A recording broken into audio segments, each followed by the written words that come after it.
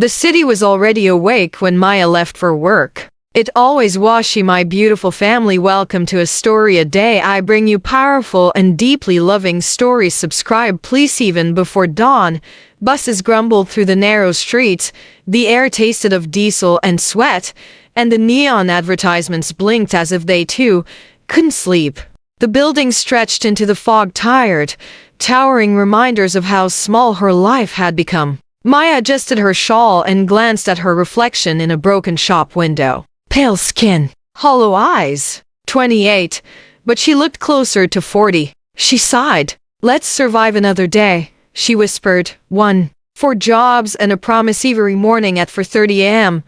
Maya brewed coffee at Urban Beans Cafe, the first of her 4 jobs. She smiled for customers who didn't see her, counted tips that barely bought rice, and stayed late when the other barista called in sick. At noon, she changed into a crisp uniform and hurried to her second job, receptionist at a law firm. Her voice there was soft, polite, mechanical. She answered calls, filed papers, and smiled when the lawyers barked orders at her. By evening, she was a cleaner at Zenith Corporate Towers, mopping marble floors under cold white lights. And on weekends, she waited tables at a noisy bar downtown, where drunk men flirted like broken records and the music drowned her fatigue. It was an ambition that kept her going. It was dead, her husband's debt. Arjun Mehra. He was once the dream she chased. A small-time entrepreneur who spoke of startups, investors, and success. When they married, he promised her a better life. He said, "Just one big deal, Maya. Just one, and we'll never struggle again." That deal never came. Instead came credit card bills, angry calls, and men at the door. Loan sharks who banged until neighbors whispered. When the threats grew violent, Arjun vanished to fix things. He left one note.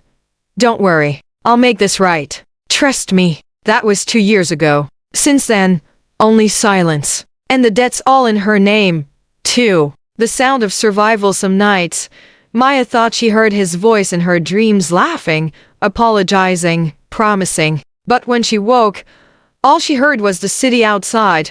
Cars honking, dogs barking, her old ceiling fan whirring like a tired heart. She sold her jewelry. She moved into a single-room apartment where the walls peeled and rats squeaked at night. She learned to live without comfort. Her co-workers thought she was saving for a house. No one knew the truth, that she was paying for a man who had left her behind. Still, she believed he'd return. Because love, when it's blind enough, can justify anything.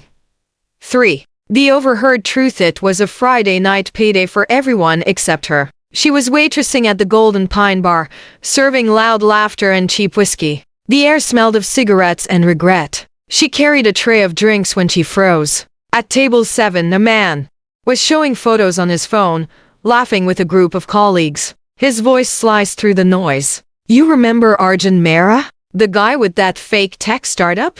Bro's killing it now. Living in Bangalore, new company, new girlfriend. Some influencer chick." He said his wife. What was it? Oh yeah, she died. The word hit like a slap.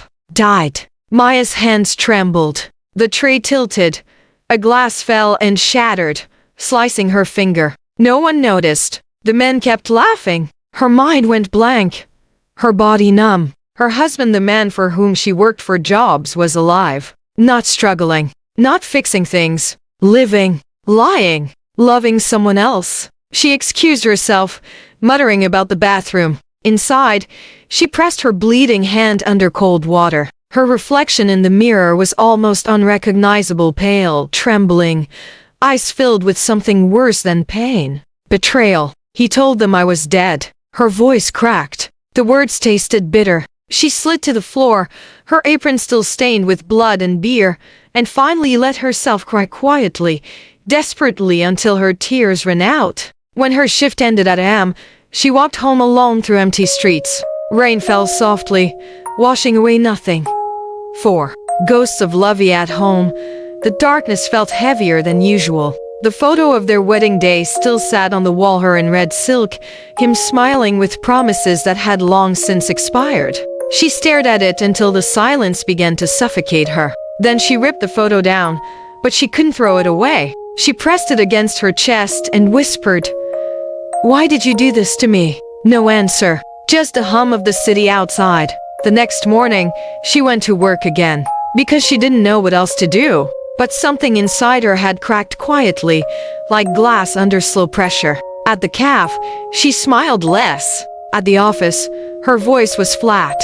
At night, when she cleaned the corporate tower, she caught herself staring at her reflection in the glass doors, wondering who that woman was. A widow who wasn't really one. A ghost who worked herself to death for a lie. 5. The letter 3 days later, a letter arrived. Real paper. Handwriting she hadn't seen in years. Arjun Mehra. Her hands shook as she tore it open.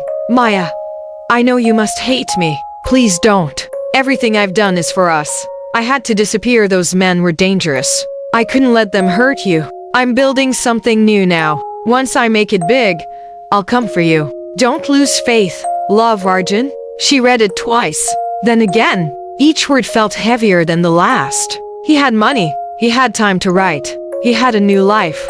And yet, he wanted her to wait. Wait while she sold her life one shift at a time. Wait while he pretended she didn't exist. Wait while he told the world she was dead. Maya folded the letter, set it on the table, and stared at it for a long time. Then, without a sound, she lit a match. The paper burned slow. The paper burned slowly, curling into black ash. When the flame reached the word love, she whispered, I hope you choke on it. 6. The night right that night, she couldn't stay indoors. She took her old scooter and rode through the city aimlessly. The rain was light again, soft as grief. At every traffic signal, she saw flashes of memory, his smile, his laugh, the night they danced on their rooftop under fairy lights. Each memory felt like a wound reopening. By the time she reached Marine Road, the city lights blurred through her tears. She parked and sat by the sea. The waves were violent, crashing against the rocks, roaring like something ancient and angry. She wanted to scream back to tell the sea everything she had swallowed for years. But no sound came. She just sat there until the first light of dawn turned the sky gray. Something in her heart had gone quiet, not healed, not broken,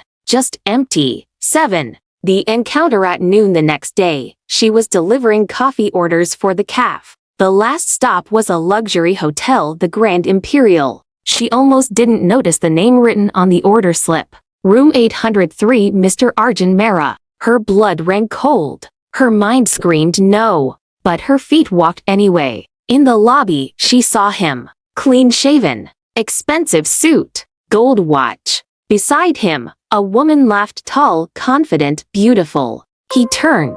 Their eyes met. For a second, everything around them fell silent. Maya, he whispered, stepping forward. She didn't flinch. She held out the paper bag. Order for room 803. Please sign here. He looked shocked. Guilty. I can explain, no need, she interrupted, her voice steady but hollow. You don't owe me explanations.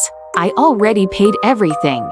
And she walked away. Behind her, his voice followed, desperate, broken. Maya, please, I was going to come back. But she didn't turn around. She walked out into the sun, her face wet not from tears but from rainwater dripping off the awning.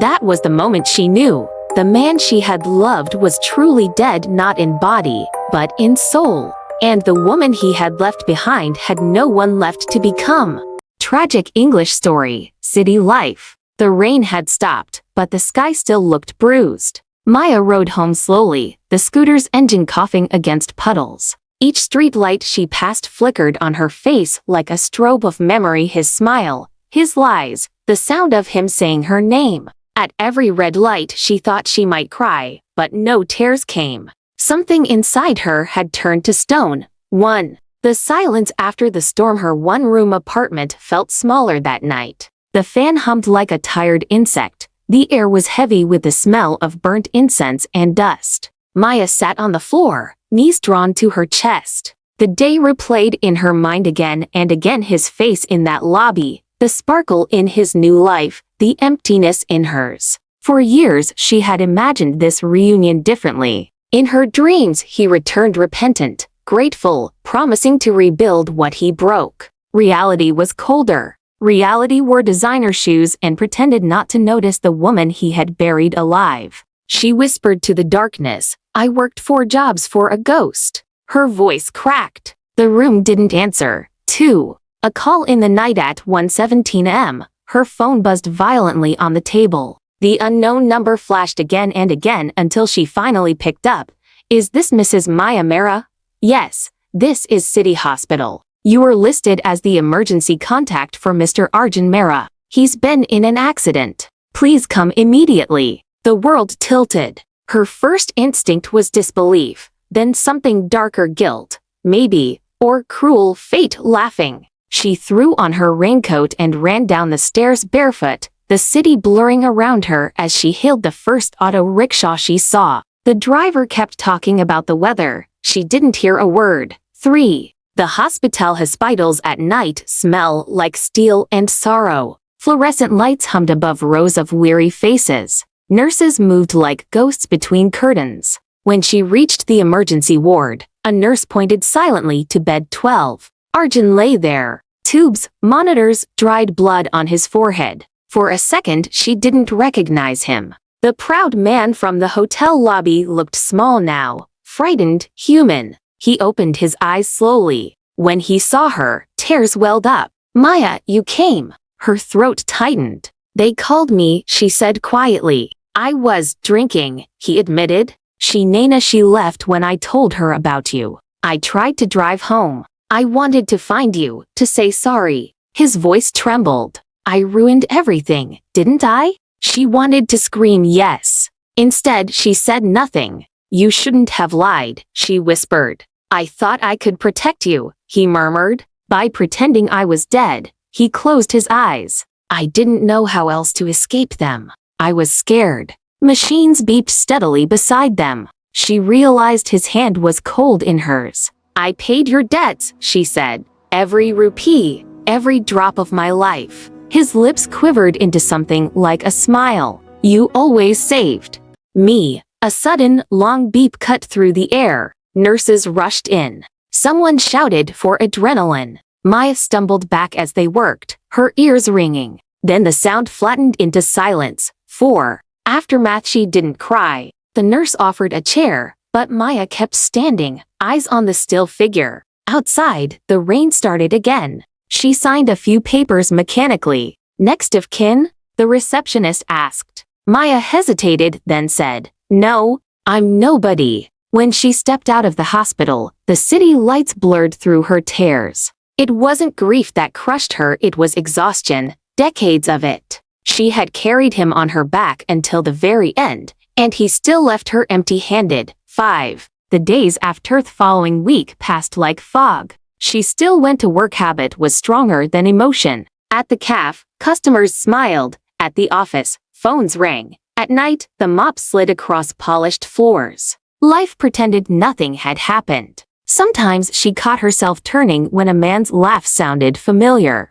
Sometimes she reached for her phone at a.m., expecting another call. There was never one. At home, she opened the small wooden box where she kept her savings, crumpled notes, coins, receipts. Inside she found the charred corner of his last letter, the one she had burned. Only a single word was still legible, us. She almost smiled. "There was never an us, Arjun," she whispered.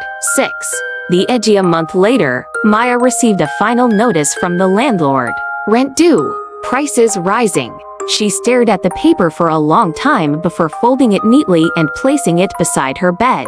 That evening, she walked to the sea, the same spot she'd visited the night she learned the truth. The sky was darker this time, the water restless. She removed her sandals and stepped closer to the edge. The wind tangled her hair, cold and sharp. She thought about the years she had lost, 4 jobs, sleepless nights, endless waiting. She thought about the love that had turned into labor, about a man who had lived lavishly while she starved for hope. Her hands trembled, but her face was calm. "Maybe you were right," she whispered to the waves. "Maybe I did survive, but I don't know what for." A fisherman passing by called out, asking if she was all right.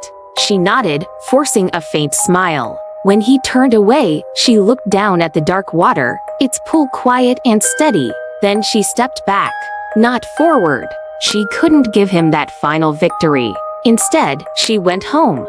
The letter to herself that night, she wrote a note, her handwriting shaky but deliberate. Maya, you spent years paying for someone else's dreams. You loved until it hollowed you out. Now there's nothing left to give but truth. You were never his weakness. You were his consequence. When morning comes, you don't have to wake up to survive. You can rest. Just rest. She placed the letter on the table, beside the burnt photograph. Then she lit one candle, sat on the floor, and closed her eyes. No one knew exactly what happened next. Some said the gas stove leaked. Others said she simply fell asleep and never woke. The papers called it an accident. But the neighbors who had heard her quiet sobs through the walls told a different story, that she finally stopped waiting. 8. The afterward, a week later, at the cafe where she used to work, her locker was opened. Inside was a small envelope addressed to the manager. Please give my last month's salary to the cleaner on night shift.